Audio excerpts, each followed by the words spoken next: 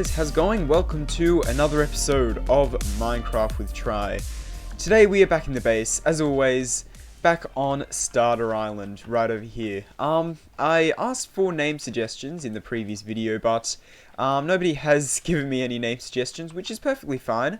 I didn't really expect any name suggestions, and I've noticed a little bit that that previous video didn't get as many views as my iCraft videos do currently, and I think that's simply because people are just less interested in this series. Honestly, it was a bit of a mistake on my part.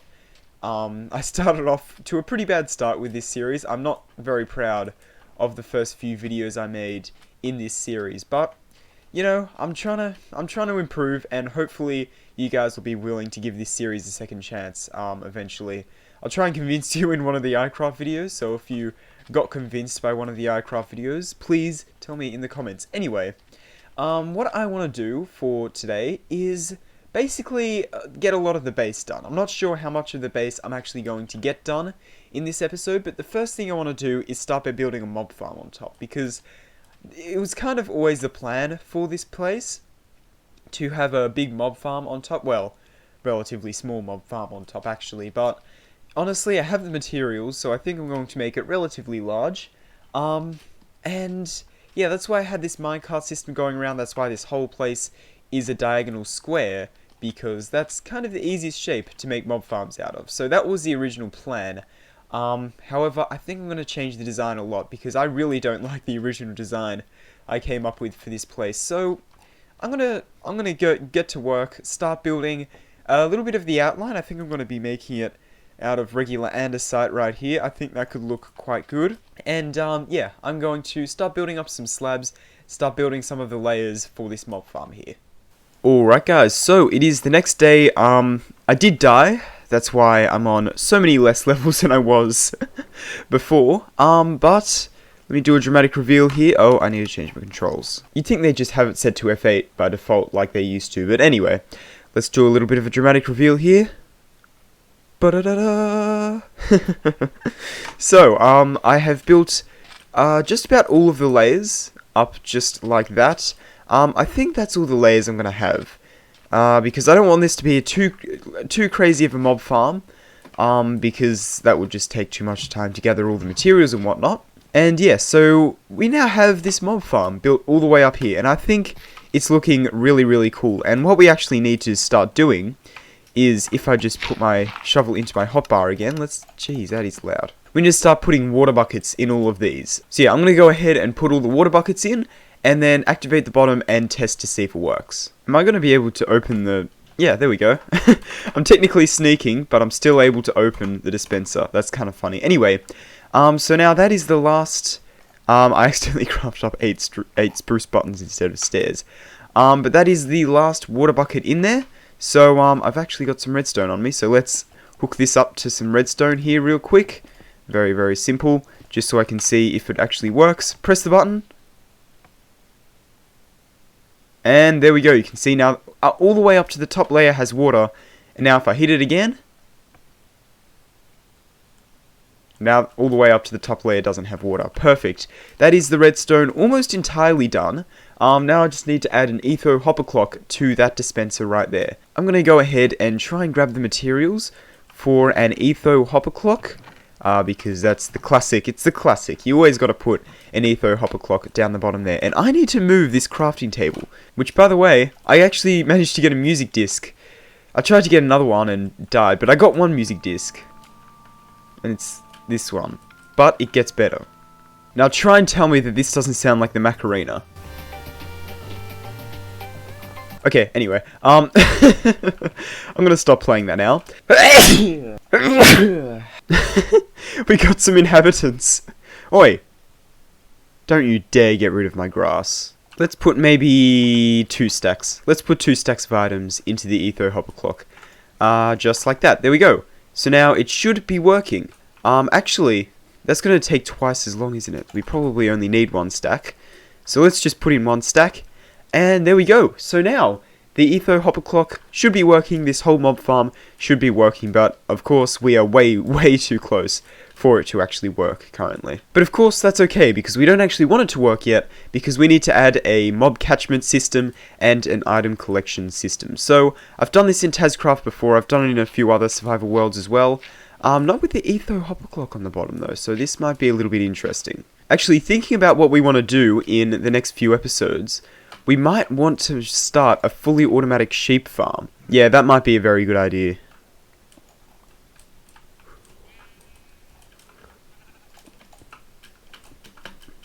Way to be cooperative, mate. Thank you. Come on. You know you want to go in there. There we go, number 2. Come on, mate, come on. Just go in there. Just no. Yes. Okay, that is all 3 sheep in there, and I've just realised I've totally forgotten about the item collection system. So, currently I have to just walk up to the corners to grab the wool, which obviously I don't want, so let's make a minecart hopper. And there we go. So now that should pick all of the wool up, hopefully. I've actually picked it all up. And then that'll deposit it all into the chest, rather slowly, but it's not really too big of an issue because they won't be getting sheared all too often. Anyway, I'll let you try and guess as to what we need the wool for. What future projects we're going to need the wool for. It was pretty much the same as Tazcraft Season 2. So, yeah, if you want to go back and check those episodes, totally not a shameless plug. Okay, so now it's time for a water catchment system. And I think I'm going to make that primarily out of stone bricks for the time being, because it's probably just the easiest material to make it out of. Another block that I'm also going to need is magma blocks, and I don't have any of those currently, so I'm going to go get some magma blocks.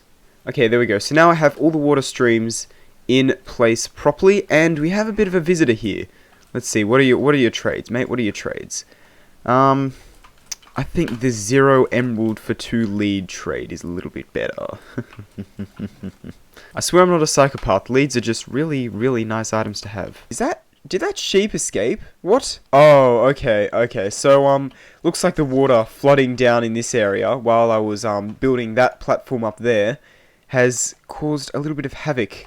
Anyway, now the next order of business is probably just to, add the magma blocks down here, as well as the, item collection area, which will probably involve another hopper minecart, of course. And we should be pretty much done.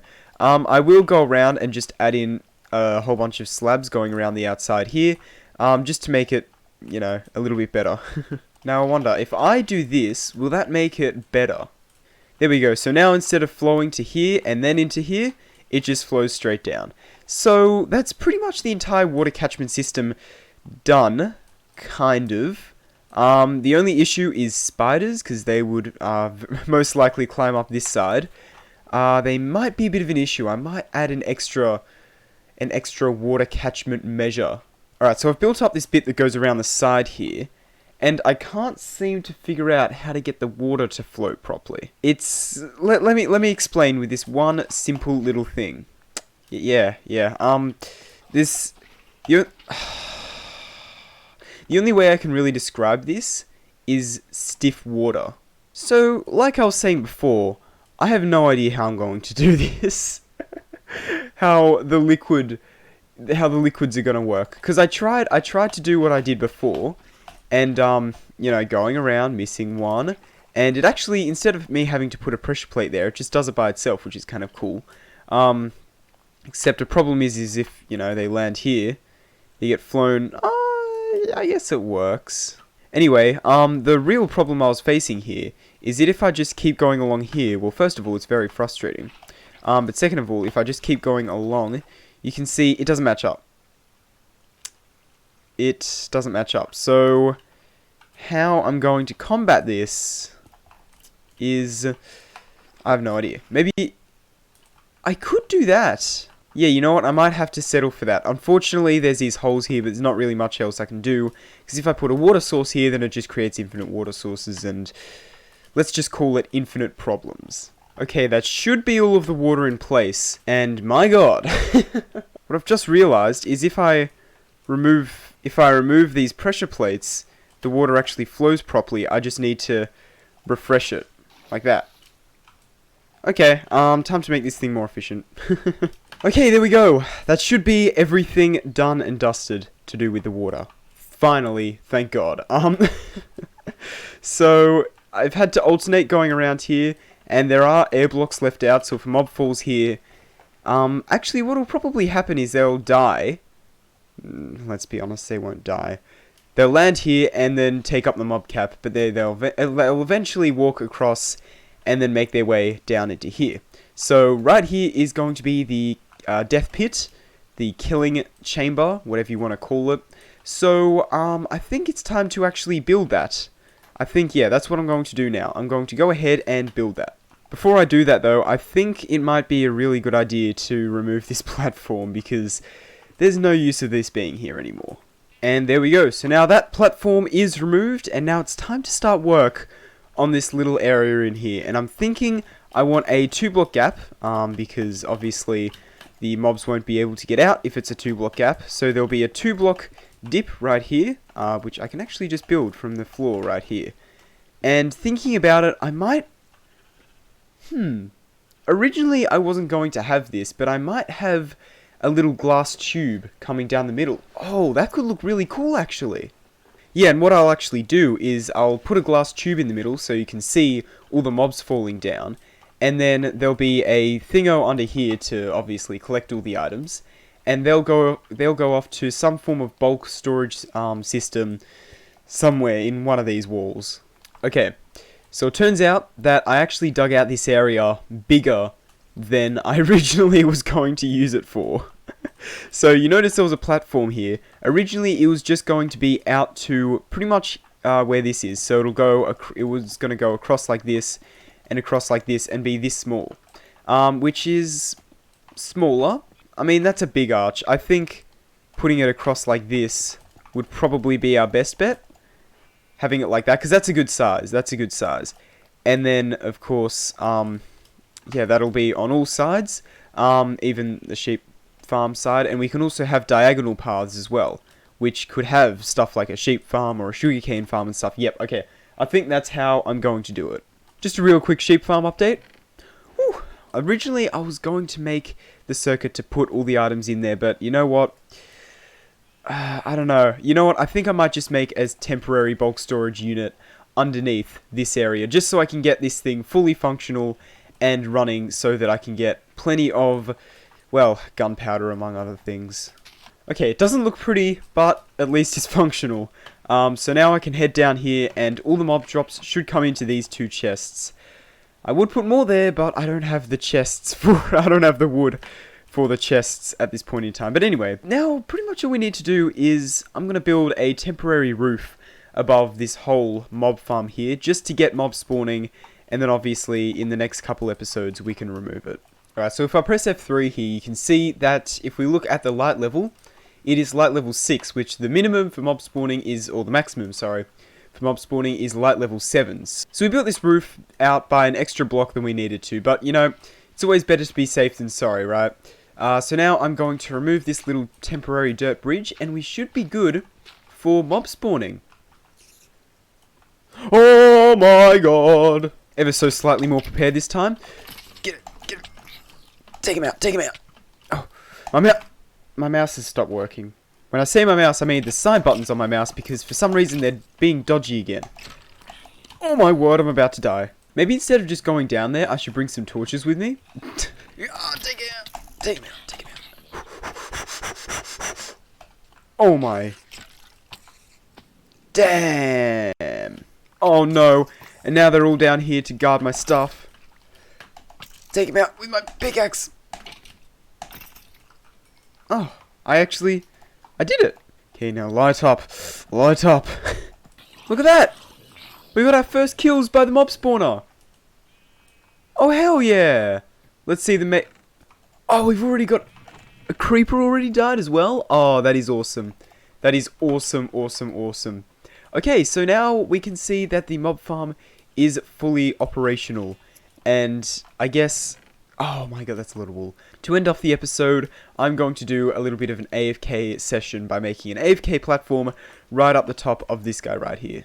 Okay, I'm high enough up where you get this really weird illusion in the ocean because the fog, the render distance fog, is actually going further down than the bottom of... sorry, the render distance fog is closer than the bottom of the ocean. So it actually fades out the bottom of the ocean. It looks really, really cool. Anyway, we should be up near toward the top, and I forgot to put all my items away. Anyway, I don't think I'm going to worry too much about that, because I think we'll be pretty safe if I just torch up this area.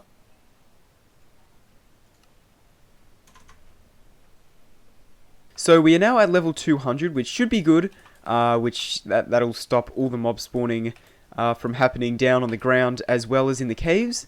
And yeah, that means that it'll be full efficiency for our little mob farm down there. So I'm going to go have a shower, do some other things, and I'll come back and we'll see how many drops we got from this thing. But that, however, will come in the next episode. I definitely didn't go overkill with the torches in here. I don't want to lose my stuff, okay? Anyway, I think that just about does it for this episode of Minecraft with Try. A million different series names was going through my head. I was like, Tazcraft? No. iCraft? No. Let's play... No, Minecraft with Try. Anyway, I really hope you enjoyed. If you did, please consider liking, subscribing, whatever. Thanks for watching, and I'll see you guys later. Goodbye.